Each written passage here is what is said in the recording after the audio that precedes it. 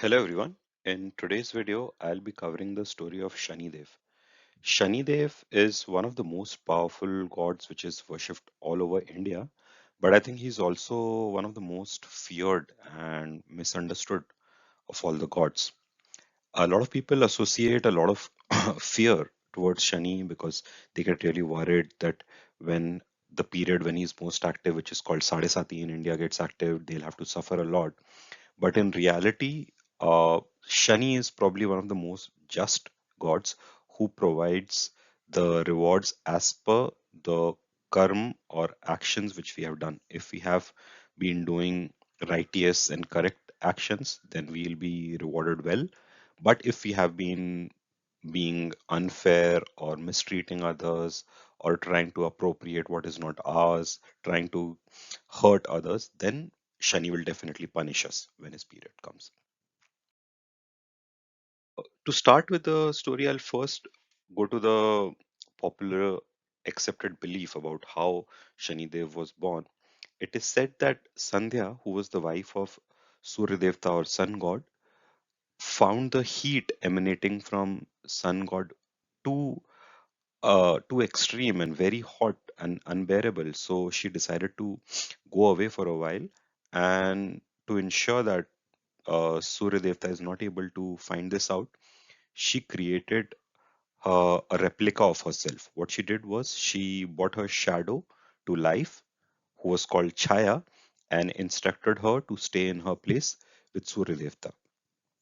And after a while, Surya Devta did not realize this, that Chaya, who was staying with her, was a replica of Sandhya. And after a time, there was a son born from Chaya, and this son was called Shani. And when Surya Devta eventually realized that Chaya was not his original wife and how Sandhya had created her, he felt cheated. And as a result, he did not accept Shani as his son and he disowned him. And this is what led to the enmity between Sun and Shani. One of the most popular terms associated to Sunny is Sadesati. Sadesati literally means a period of 7.5 years, and this is one of the most important concepts in Vedic astrology. And a lot of people in India follow this.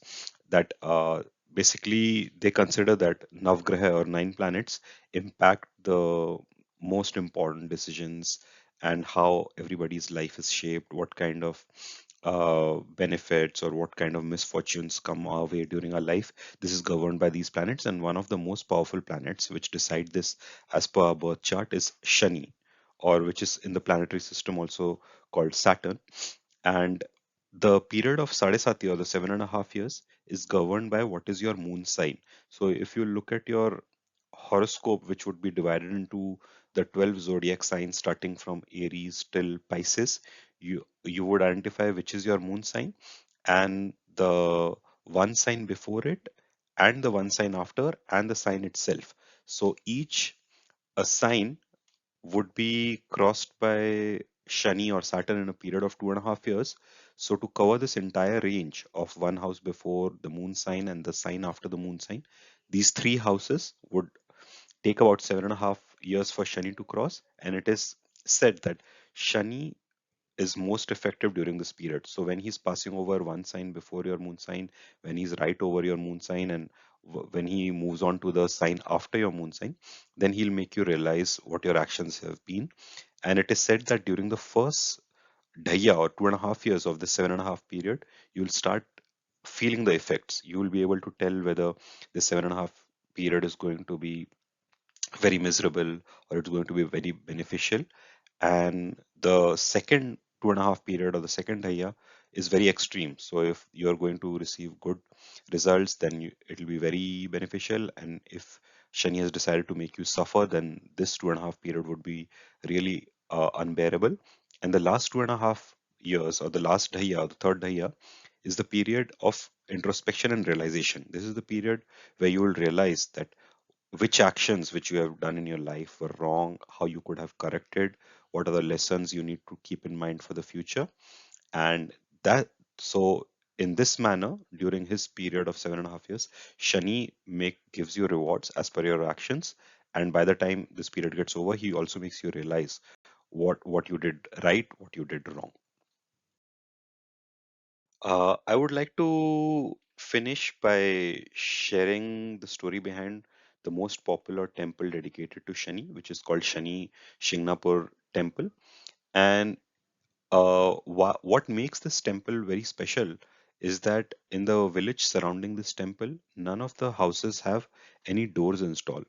It is said that uh, it is linked to the origin of the Shani statue. It is said that the idol which is worshipped in this temple, one day it emerged from a field, and there was a shepherd who owned this field.